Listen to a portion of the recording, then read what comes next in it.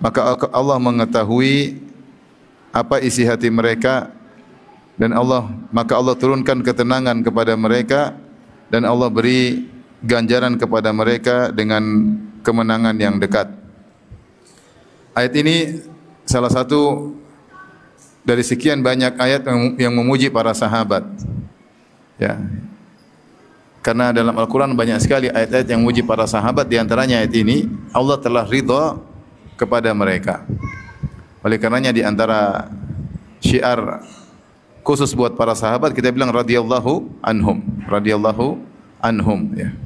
Dan di sini Allah bercerita tentang 1.400 atau 1.500 para sahabat yang berangkat bersama Nabi untuk umrah ketika umrah Al-Hudaybiyah, sebagaimana sudah kita jelaskan pada pertemuan-pertemuan sebelumnya.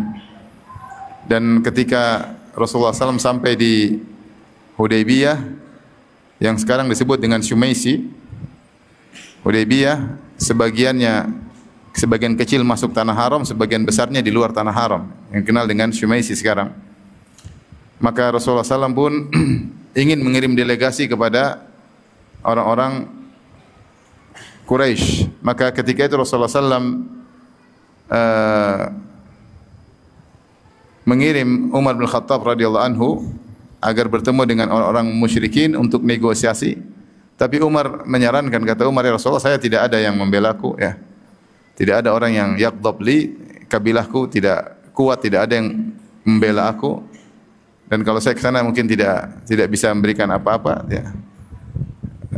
Sebaiknya engkau mengirim Utsman bin Affan. Akhirnya Rasulullah SAW mengirim Utsman bin Affan radhiyallahu taala anhu. Akhirnya pergilah Utsman bin Affan radhiyallahu anhu masuk dan bertemu dengan orang kafir Quraisy, dan bahkan ketika itu dia dipersilakan untuk umrah terlebih dahulu. Dikatakan kepada Utsman, silakan umrah, silakan tawaf. Kata Utsman, aku tidak akan tawaf sampai Rasulullah SAW tawaf. Ya, saya tidak akan tawaf sampai Rasulullah SAW tawaf. Dan ternyata Utsman tidak balik-balik. Utsman tidak balik-balik, bin Affan radhiyallahu anhu tidak balik-balik, sehingga Rasulullah menyangka Utsman telah dibunuh. Ada isu bahwasanya Utsman telah dibunuh. Maka ketika itu Rasulullah SAW pun memotivasi para sahabat untuk bertahan, untuk sabar lawan musuh. Akhirnya Rasulullah membaiat mereka. Rasulullah tidak tahu ilmu gaib, bagaimana kabar tentang Utsman, Rasulullah SAW tidak tahu. Maka akhirnya Rasulullah SAW pun membaiat para sahabat di bawah sebuah pohon, itu Syajaratus Samurah, pohon yang terkenal di Arab, ya, yang banyak durinya, pohon Samurah, ya. Maka Rasulullah SAW membaiat para sahabat di bawah pohon tersebut. Maka Allah abadikan dalam ayat ini. Bahkan dalam hadis Rasulullah SAW mengatakan tidak ada seorang pun yang membaiat di bawah pohon yang akan masuk neraka. Jadi mereka yang membaiat Nabi di bawah pohon ini semuanya dijamin surga, kecuali ada satu namanya Al-Jad bin Qais, yang ketika itu dia seorang munafik, ya. Maka dia saja yang tidak selamat. Adapun yang lainnya semuanya dijamin surga oleh Nabi SAW, dan jumlah mereka ada 1.400 atau sebagian mengatakan 1.500 orang. Kata Allah, Allah telah ridha kepada mereka. Laqad radhiyallahu 'anil mu'minin idh yubayyi'unaka tahta syajarah, tatkala mereka membaiat engkau di bawah sebuah pohon. Itu Allah ridha kepada mereka, dan ketika mereka sedang membaiat Nabi, Allah pun ridha kepada mereka, ya. Dan kalau Allah sudah ridha, ya, menunjukkan mereka akan masuk surga. Wa ridwanu minallahi akbar, dan keridhaan Allah adalah lebih besar daripada segalanya. Dan ridha Allah bahkan lebih besar daripada nikmat surga itu sendiri. Ketika Allah sudah mengatakan Allah ridha kepada mereka, maka ini isyarat bahwasanya mereka dijamin masuk surga.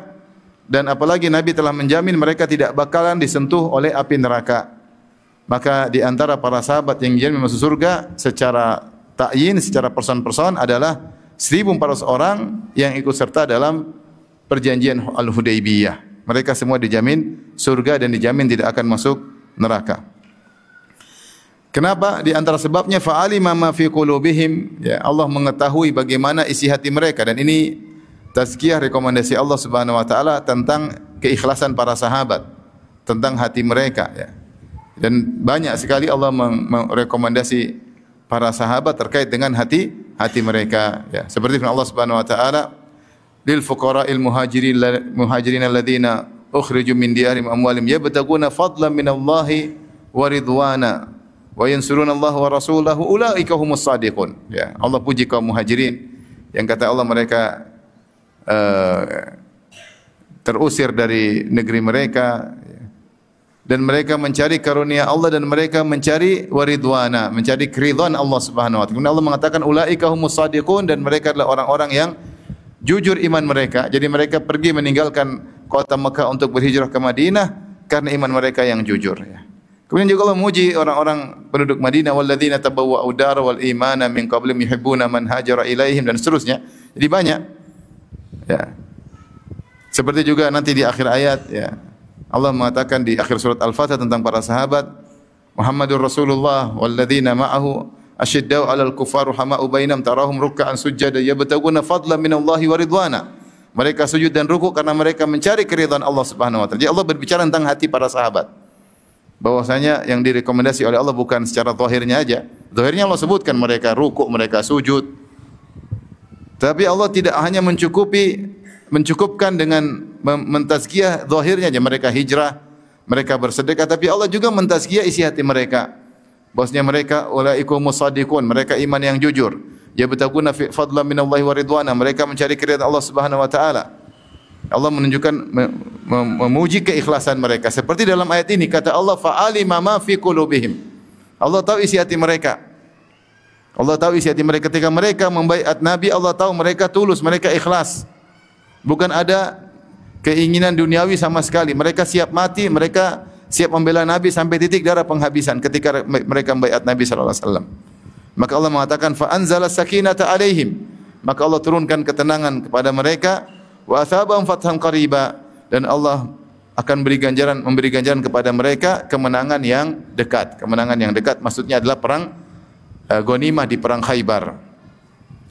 Tapi akhirnya para sahabat membaiat Nabi sallallahu alaihi wasallam, dan Nabi membaiat dirinya dengan mewakili Utsman. Kata Nabi, ini tangan Utsman. Kemudian Nabi membaiat dirinya perwakilan dari Utsman. Karena Utsman, Allah alam bagaimana nasibnya tidak diketahui, apakah sudah meninggal atau belum ya. Sampai disebut dalam sebagian riwayat ketika Utsman akhirnya datang, sebagian riwayat mengatakan, kau sudah tawaf ya? Kalian telah suudzon kepadaku, kata Utsman. Saya tidak akan tawaf sampai Nabi sallallahu alaihi wasallam tawaf. Sehingga sahabat mengatakan, benar Nabi, persangka Nabi daripada kami. Nabi telah membelamu dengan mengatakan kau tidak bakalan tawaf sampai Nabi tawaf. Jadi Utsman radhiyallahu anhu sudah dipersilakan oleh kaum musyrikin untuk tawaf, tapi dia tidak mau. Dia tidak mau, dan di sini kemuliaan Utsman bin Affan karena Rasulullah SAW membaiat Utsman dengan tangannya atas nama Utsman. Lebih baik daripada Utsman yang membaiat langsung. Karena wakil menunjukkan keutamaan yang diwakili. Ketika Utsman diwakili oleh Nabi SAW dan menggunakan tangan Nabi untuk baiat Nabi sendiri, menunjukkan keutamaan Utsman bin Affan radhiyallahu taala anhu. Dan juga menunjukkan keberanian Utsman ketika dia diutus oleh Nabi untuk masuk di markas kaum musyrikin dan kemungkinan dia dibunuh. Makanya ketika beliau datang terlambat, diduga dia telah dibunuh. Ini menunjukkan keberanian Utsman bin Affan radhiyallahu taala anhu untuk menjadi delegasi Rasulullah sallallahu alaihi wasallam untuk masuk di tengah-tengah markas kaum musyrikin. Taib. Kisah pohon ini, pohon samurah ini disebut dengan Syajaratul Ridwan karena Allah mengatakan laqad radhiyallahu 'anil mu'minin. Allah telah ridha kepada kaum mukminin ya. Dalam ayat ini ya, ini menunjukkan para sahabat radhiyallahu anhum. Demikian juga dalam ayat yang lain surat Taubah Allah mengatakan wasabiqunal awwaluna minal muhajirin wal ansar walladzina tabauhum bi ihsan radhiyallahu anhum wa radu'an.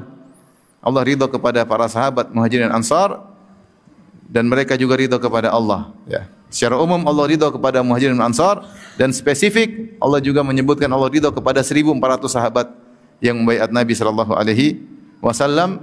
Maka pohon tersebut dikenal dengan Syajaratul Ridwan, yaitu pohon Ridwan karena disitulah Allah memberi statement Allah ridha kepada 1.400 orang tersebut. Bagaimana si pohon ini? Maka dalam sebagian riwayat menunjukkan bahwasanya pohon ini tidak diketahui lagi tempatnya di mana ya, tempatnya di mana ya. Seperti dalam hadis ya.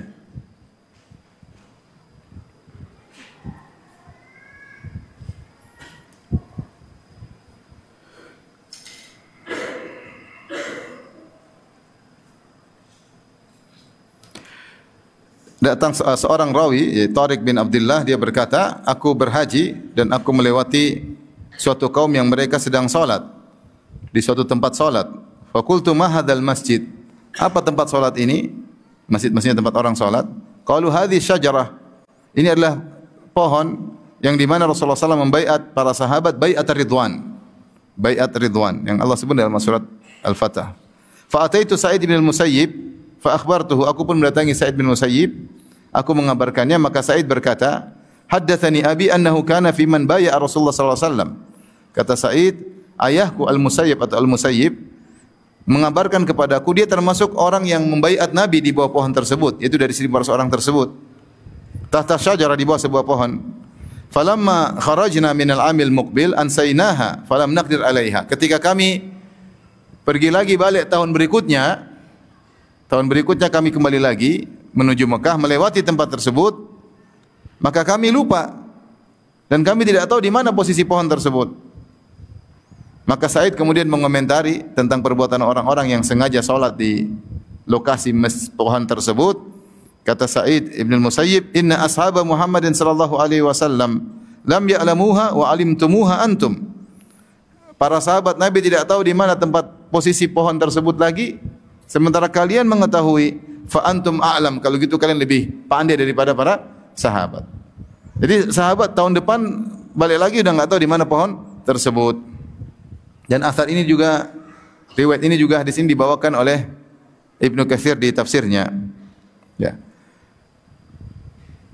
Demikian juga diriwayatkan dari Ibnu Umar dengan makna yang sama. Kata Ibnu Umar radhiyallahu anhu, Ibnu Umar, raja'na minal amil muqbil. Tahun berikutnya setelah kami membaiat Nabi, yaitu pada tahun 7 Hijriah, karena baiat terjadi pada tahun 6 Hijriah. Pada tahun berikutnya kami kembali, famajtama'a minna ithnani ala syajarah allati bay'ana tahtaha. Ibnu Umar termasuk yang baiat Nabi ketika itu. Kata Ibnu Umar, tahun depan kami balik tidak ada dua orang di antara kami yang sepakat di mana pohon tersebut yang kami pernah baiat Nabi sallallahu alaihi wasallam. Kanat rahmatan minallah. Dan ini adalah rahmat dari Allah Subhanahu wa taala, ya. Jadi di sini Ibnu Umar mengatakan kami enggak tahu. Kami enggak tahu di mana pohon tersebut, bahkan dua orang di antara kami enggak ada yang sepakat di mana pohon tersebut, ya. Ini menunjukkan bahwasanya posisi pohon tersebut sudah tidak diketahui, ya. Maka ada hikmahnya. Nawawi rahimahullah berkata, sababu khafaiha, sebabnya pohon tersebut lokasinya tidak diketahui lagi, alla yaftinan nasa atau alla yuftatanun nas biha atau alla yaftatinan nasu biha, agar orang-orang tidak terfitnah dengan pohon tersebut. Lima jaro tahtaha minal khair, karena di bawah pohon tersebut pernah terjadi kebaikan, itu baiat. Wa nuzulir ridwan wa sakinah wa ghairi dzalik, dan Allah menurunkan keridhaan Allah dan Allah menurunkan sakinah kepada para sahabat ketika itu. Falau baqiyat zahiratan ma'lumatan la khifa ta'zimul a'rabi wal juhal iyaha. Kalau seandainya pohon tersebut masih ada dan masih terjaga, dikhawatirkan orang-orang Arab Badui dan orang-orang bodoh akan mengagungkan pohon tersebut. Wa ibadatuha, dan dikhawatirkan mereka akan menyembah, wa ibadatuhum, dan mereka ibadatum iyaha, dan mereka akan menyembah pohon tersebut. Wa kana khafa'uha rahmatan minallahi ta'ala, dan hilangnya bekas pohon tersebutlah rahmat dari Allah. Ini An-Nawawi mengomentari perkataan Ibnu Umar bahwasanya hilangnya lokasi pohon tersebut adalah rahmat dari Allah Subhanahu wa taala. Mereka tidak tahu di mana posisinya. Karena kalau ada mungkin disembah. Mungkin disembah, ya.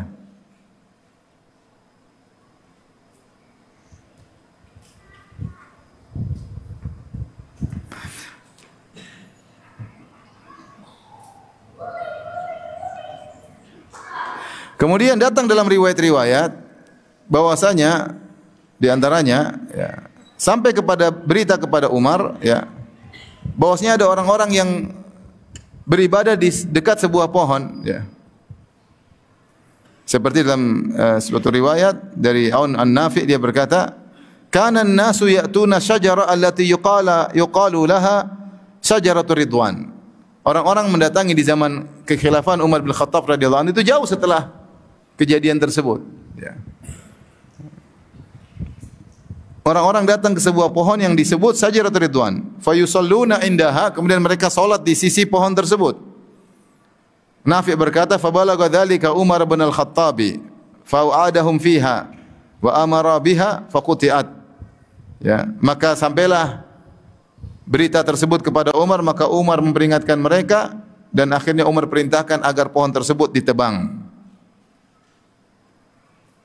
Demikian juga disebutkan dengan sanad yang sahih kata Ibnu Hajar dari Nafi' bahwasanya Umar sampai kepada beliau kabar bahwasanya sebuah kaum mendatangi sebuah pohon. Kemudian mereka salat di sisi pohon tersebut, maka Umar fatawa'adahum, Umar ingatkan mereka jangan salat di situ. Akhirnya Umar perintahkan untuk memotong pohon tersebut, ya. Wallahu alam bisawab, pohon yang didatangi di zaman Umar itu bukan Syajaratul Ridwan, tapi pohon yang diduga. Pohon yang diduga. Ya, sehingga Umar potong. Apakah pohon tersebut benar-benar pohon Syajaratul Ridwan? Karena masalahnya setahun setelah mereka membaiat Nabi sallallahu alaihi wasallam, ternyata para sahabat sudah tidak tahu di mana lokasinya. Dan kemudian muncul isu di zaman Umar, orang-orang datang ke pohon tersebut kemudian kemudian salat di sisi pohon tersebut, maka Umar suruh potong pohon tersebut. Berkata Ibnu Umar tadi, tidak diketahuinya posisi tadi, kenapa? Rahmatan, sebagai rahmat dari Allah Subhanahu wa taala. Dan benar, ketika ada diduga pohon tersebut, akhirnya orang mencari berkah di situ. Dan Umar ini adalah wasilah yang bisa mengantarkan kepada hal-hal yang tidak diinginkan, kesyirikan dan yang lainnya. Maka Umar memerintahkan untuk memotong pohon yang diduga sebagai pohon Ridwan. Dan ini adalah salah satu semangat Umar untuk menjaga tauhid. Sebagaimana pernah kita ketahui juga terjadi di zaman Umar, ketika ditemukan jasad Nabi Daniel alaihissalam yang masih dalam kondisi utuh, maka Umar khawatir orang-orang akan terfitnah dengan jasad Nabi tersebut. Akhirnya Umar menyuruh di malam hari menggali sekitar puluhan lubang, kemudian diletakkan Nabi Daniel tersebut, salah satu lubang tersebut, kemudian dikubur sehingga orang tidak tahu di mana kuburan Nabi Daniel. Kenapa? Karena orang tahu mungkin digali lagi nanti. Digali lagi dan orang bisa terfitnah. Karena peribadatan hanya kepada Allah, pengagungan hanya kepada Allah Subhanahu wa taala. Dan sudah terfitnah orang-orang sebelumnya yang mengkultuskan Uzair sehingga mengatakan Uzair ibnullah, Uzair adalah putra Allah, dan sebelumnya juga sudah terbukti orang-orang mengkultuskan Nabi Isa alaihissalam sehingga dikatakan Nabi Isa adalah anak Allah sehingga diibadahi.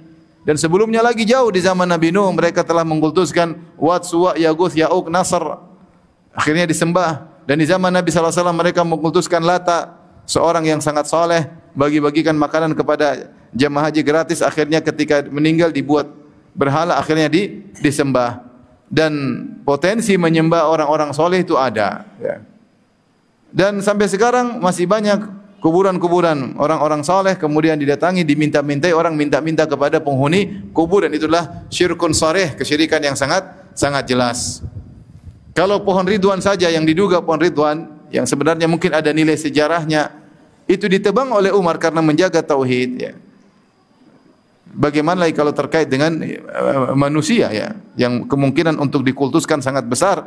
Oleh karenanya ketika Nabi Daniel ketahuan jasadnya, segera dikubur oleh Umar bin Khattab radhiyallahu anhu, digali banyak lubang agar tidak diketahui di mana lokasi kuburannya, khawatir orang-orang terfitnah dengan jasad Nabi Daniel alaihissalam. Tapi di sini intinya pohon tersebut tidak diketahui di mana lokasinya. Meskipun kata Ibnu Hajar datang dalam sebagian riwayat, Jabir bin Abdullah di masa hidupnya ketika dia sudah buta, dia mengatakan kalau saya bisa lihat saya akan tunjukkan di mana lokasi pohon tersebut. Ya, ada sahabat mungkin yang masih ingat, ya. Tetapi intinya kebanyakan sahabat sudah tidak tahu di mana lokasinya. Dan ada pohon yang diduga sebagai pohon Syajaratul Ridwan, apakah itu benar pohon Syajaratul Ridwan atau cuma dugaan, tetap dipotong oleh Umar bin Khattab radhiyallahu taala anhu untuk menjaga agar orang tidak terjerumus dalam kesyirikan. Sebagaimana dikata Imam Nawawi, di antara rahmat Allah, lokasi pohon tersebut dihilangkan oleh Allah. Kalau seandainya lokasi pohon tersebut masih ada, khawatir akan diibadahi. Karena setan selalu ada, kecuali setan sudah mati, ya mungkin kita enggak usah takut dengan syirik. Selama setan masih ada, iblis masih hidup atau sudah mati? Adik-adik, iblis masih hidup atau sudah mati? Masih hidup. Masih hidup. Kalau iblis masih hidup berarti dia menggoda, dan di antara yang paling dia gunakan agar orang terjerumus dalamnya adalah syirik. Maka dia akan semaksimal mungkin menjerumuskan dalam kesyirikan dengan menghiasi hal-hal di antaranya dengan pengkultusan, gulu berlebih-lebihan sampai terjerumus pada kesyirikan. Dan banyak orang-orang terjerumus dalam kesyirikan gara-gara orang saleh. Saya sendiri pernah ketemu orang sekarang mahasiswa Madinah, dia mengaji sama seorang orang soleh lah ya. Sampai dia kemana-mana dia merasa dilihat oleh orang soleh tersebut sama gurunya. Sampai kalau dia mau maksiat dia takut ketahuan. Bukan karena takut kepada Allah tapi takut kepada orang soleh ini. Saya diskusi sama dia. Sekarang dia sudah kenal sunnah dan dia jadi ustadz. Alhamdulillah. Awalnya dia begitu. Dia merasa kemana-mana dilihat oleh gurunya tersebut. Sehingga dia mau macam-macam dia takut. Ini guru saya lihat. Jadi takutnya bukan kepada Allah tapi takutnya kepada orang soleh tersebut. Ini kesyirikan. Ini kesyirikan. Taib, kita lanjutkan. Maka karena mereka hati yang tulus, siap mati untuk membela Rasulullah sallallahu alaihi wasallam, taat kepada Nabi sallallahu alaihi wasallam, Allah mengatakan fa alima ma fi qulubihim. Allah tahu ketulusan mereka, Allah tahu sifat setia mereka, wafa mereka, setia mereka, maka Allah turunkan ketenangan pada hati mereka ya. Kemudian juga sehingga mereka tenang, siap berkorban, mereka tenang. Wa asabahum fathan qariba, dan Allah janjikan kepada mereka Allah kemenangan yang disegerakan. Yang disebut kemenangan tersebut adalah perang Khaybar. Jadi setelah mereka mereka berangkat pada bulan Dzulqa'dah. Jadi perjanjian Hudaybiyah ini terjadi pada bulan Dzulqa'dah. Kemudian mereka balik sebulan setelahnya, yaitu pada awal tahun 7 Hijriah, maka mereka menyerang Khaybar dan mereka menang. Dan Allah mengatakan Allah janjikan untuk membalas mereka dengan kemenangan yang disegerakan. Maksudnya adalah Fathu Khaybar. Dan Allah berfirman, "Wa maghanima katsiratan ya'khudhunaha." Dan mereka akan mendapatkan ghanimah yang banyak. Wa kana Allahu azizan hakima. Dan Allah adalah Maha perkasa lagi Maha bijaksana. Ternyata di balik peristiwa Al-Hudaybiyah, di mana Nabi dan para sahabat tidak jadi umrah ketika itu sebagaimana sudah kita jelaskan. Dan akhirnya mereka masuk dalam perjanjian damai selama 10 tahun dengan orang-orang Quraisy. Tidak terjadi perang, terjadi gencatan senjata. Sebagaimana kita ceritakan pada awal-awal kajian tentang surat Al-Fatah. Akhirnya mereka pulang. Mereka pulang dan setelah itu mereka berkesempatan untuk menyerang Yahudi di Khaybar. Seandainya mereka tidak ada perjanjian damai dengan orang-orang Quraisy, tentu orang-orang Quraisy akan membantu Yahudi Khaybar. Tetapi karena mereka dalam perjanjian dengan orang-orang Quraisy, sehingga mereka bisa konsen, fokus menyerang Yahudi Khaybar tanpa diganggu oleh orang-orang Quraisy. Ini adalah hikmahnya. Akhirnya para sahabat menang. Dan Khaybar adalah negeri yang sangat kaya raya. Makanya dalam sebagian riwayat, istri Nabi berkata, kami tidak pernah kenyang kecuali setelah Khaybar ditaklukkan. Karena banyak sekali harta Khaybar ya, terutama dari hasil bumi yang luar biasa. Kata Allah mengatakan, Allah berfirman, wa maghanima katsiratan ya'khudhunaha, dan mereka akan mengambil ghanimah yang banyak dari Khaybar. Wa kana Allahu azizan hakima, dan Allah Maha perkasa lagi Maha bijaksana. Subhanallah. Allah mampu mengalahkan siapapun yang Allah kehendaki, tapi semua yang berjalan di atas muka bumi ini ada hikmahnya, ada aturannya, ada perjuangan. Ya, ada perjuangan. Allah ingin ada yang berjihad, Allah ingin ada yang berdakwah, Allah ingin ada yang berjuang. Ya. Kalau Allah mampu, Allah matikan iblis, selesai. Kalau Allah ingin, Allah matikan iblis, selesai. Allah matikan Yahudi, selesai. Tapi semua yang terjadi ada hikmahnya. Makanya Allah mengatakan, wa kana Allahu azizan, Allah Maha perkasa. Tetapi semua yang Allah takdirkan hakiman, di atas hikmah yang Allah kehendaki. Kemudian Allah berfirman lagi, wa'adakumullahu maghanimam katsiratan ta'khudhunaha, dan Allah janjikan kepada kalian ghanimah-ghanimah yang banyak yang kalian akan mengambilnya. Fa'ajjala lakum hadhihi, dan Allah segerakan yang ini, yaitu Khaybar Allah segerakan. Khaybar Allah segerakan. Yang lain Allah masih janjikan.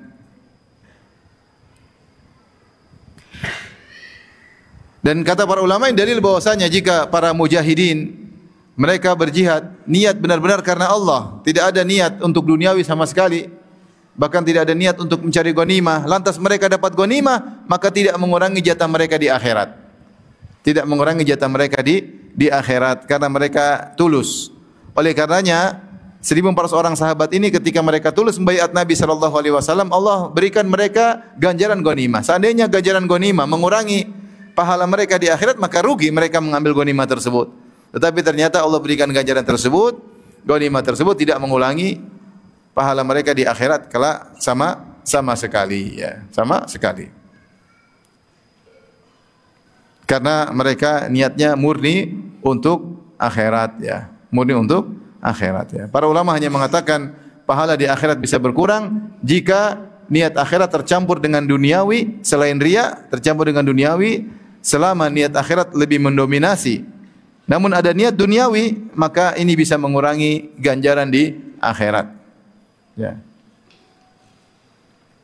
Sebenarnya dalam hadis, jika seorang berjihad kemudian mengambil ghanimah, ta'ajjalu sulusai, ya, maka pasukan yang berangkat berjihad kemudian ingin mengambil ghanimah, kemudian dia mengambil ghanimah tersebut, maka mereka telah menyegerakan 2/3 pahala mereka, yaitu pahala mereka di akhirat berkurang.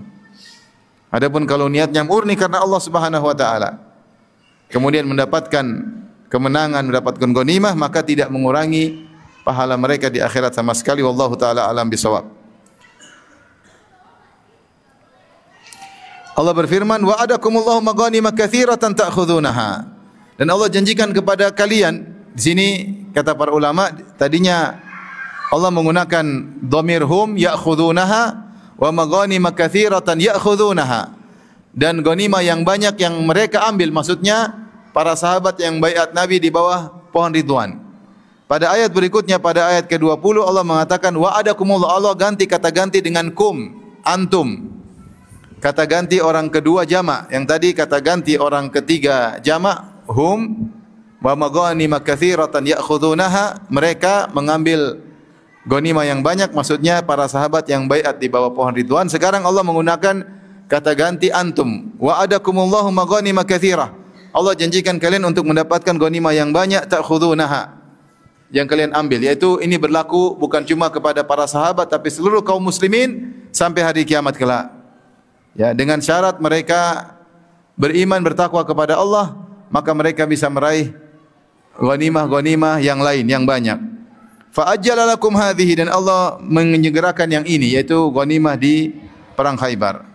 Wa kaffa aydiyan nasi ankum, dan Allah menahan tangan-tangan orang lain untuk menyerang kalian, yaitu dengan hikmah Allah Subhanahu wa taala, sehingga ketika kaum muslimin menyerang Khaybar, orang-orang Quraisy tidak membantu Yahudi karena mereka dalam perjanjian damai dengan kaum muslimin, ini perjanjian Hudaybiyah. Dan ini hikmahnya sehingga kaum muslimin bisa konsentrasi melawan Yahudi Khaybar. Walitakuna ayatan lil mu'minin, dan ini sebagai bukti bagi orang-orang yang beriman bahwasanya Allah tolong mereka dengan cara Allah Subhanahu wa taala. Padahal ketika mereka para sahabat melakukan perjanjian Hudaybiyah, mereka sedih. Sebagaimana sudah kita ceritakan, mereka sedih karena mereka harus pulang, tidak jadi umrah, dan mereka harus menyembelih onta-onta mereka, dan mereka harus pulang perjalanan 450 kilo, 400 kiloan tanpa ada hasil umrah, tanpa melihat Ka'bah sama sekali. Tapi ternyata itu cara Allah agar mereka menang dalam perang Khaybar. Setelah itu mereka akan menaklukkan Mekah pada tahun 8 Hijriah. Allah punya cara sendiri. Makanya Allah mengatakan walitakuna ayatan lil mu'minin, bahwasanya kejadian ini merupakan tanda kebesaran Allah, bukti kebesaran Allah bagi kaum mukminin. Wa yahdiyakum siratal mustaqima, dan Allah beri petunjuk kepada kalian kepada jalan yang lurus, kepada jalan yang lurus. Setelah itu Allah berfirman lagi tentang ghanimah yang lain pada ayat ke-21. Kata Allah Subhanahu wa taala, wa ukhra lam taqdiru 'alaiha, dan ada kemenangan-kemenangan yang lain yang belum kalian mampui atasnya. Qad ahatallahu biha, dan Allah telah menguasainya. Wa kana Allahu ala kulli syai'in qadira, dan sungguhnya Allah Maha Kuasa atas segala sesuatu. Ayat ini kata para ulama terkait dengan kemenangan kaum muslimin di kemudian hari, bahwasanya sekarang ada tempat-tempat yang kalian tidak mampui.